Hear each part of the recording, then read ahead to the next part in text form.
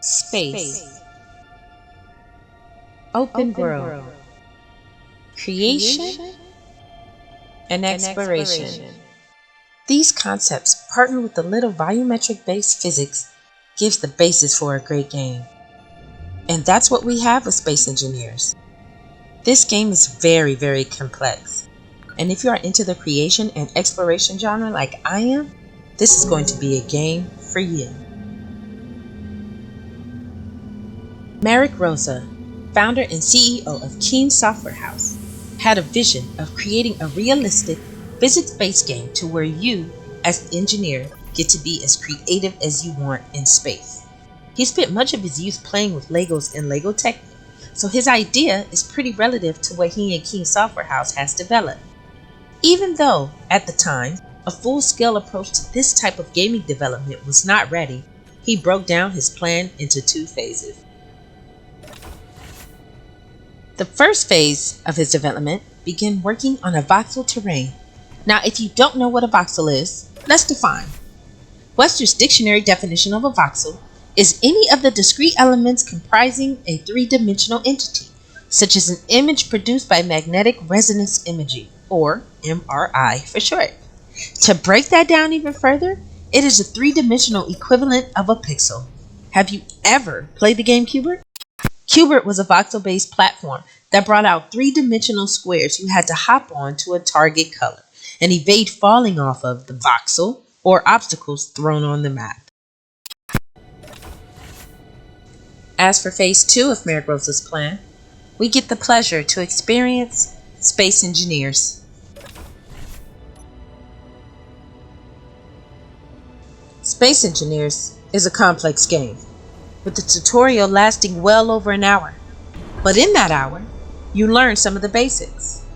And some of those basics include how to access your inventory, assign air, hydrogen, weapons, and just about anything you would need in your quick slots.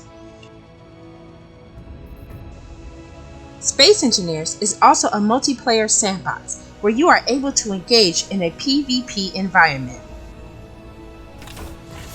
Keen Software shared, "We expect players will avoid engaging in direct engineer-to-engineer combat and instead use their creativity and engineering skills to build war machines and fortifications to survive in space and on planets.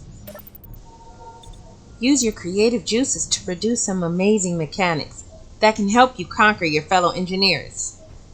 Everything in this game is able to be manipulated.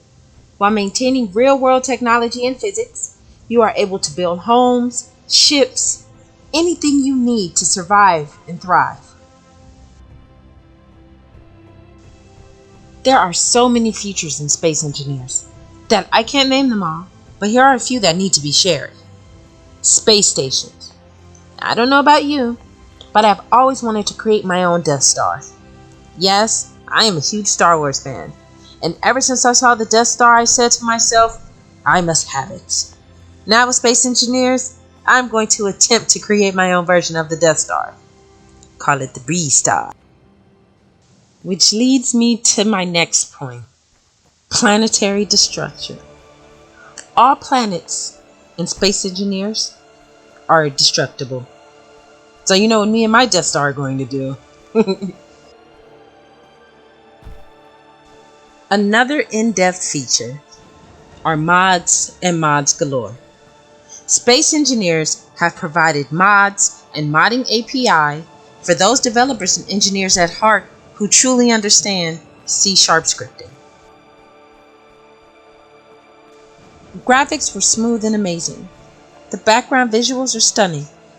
One of the main reasons I love a game that is based in space is the artistry. Seeing Earth from the moon in its entirety is what makes the development so special here.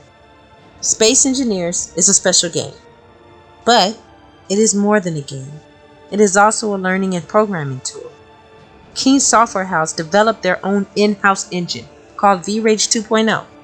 It is the realistic volumetric-based physics engine that is designed to support extremely large and fully dynamic and destructible environments.